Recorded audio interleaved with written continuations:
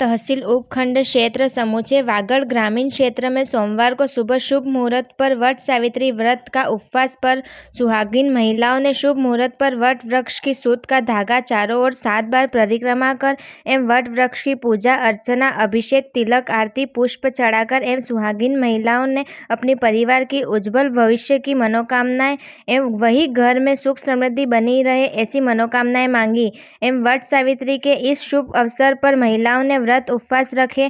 सोमवार को शुभ मुहूर्त पर वट वृक्ष की पूजा की गई। वही साबला आसपास गांव में भी वट सावित्री व्रत त्योहार मनाया गया। इस पर्व को लेकर सुहागिन महिलाएं उत्साहित माहौल में नजर आई। दिन भर उपवास रखकर शाम को व्रत तोड़े।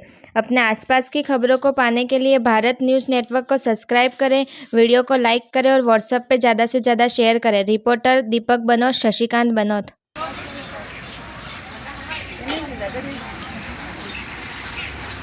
ठीक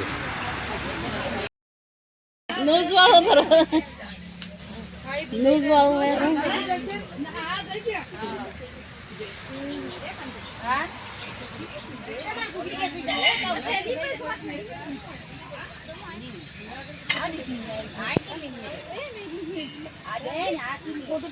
वट सावित्री का व्रत विवाहित महिलाओं द्वारा अपने पति की लंबी आयु के लिए किया जाता है और अखंड सौभाग्य के लिए मनाया जाता है।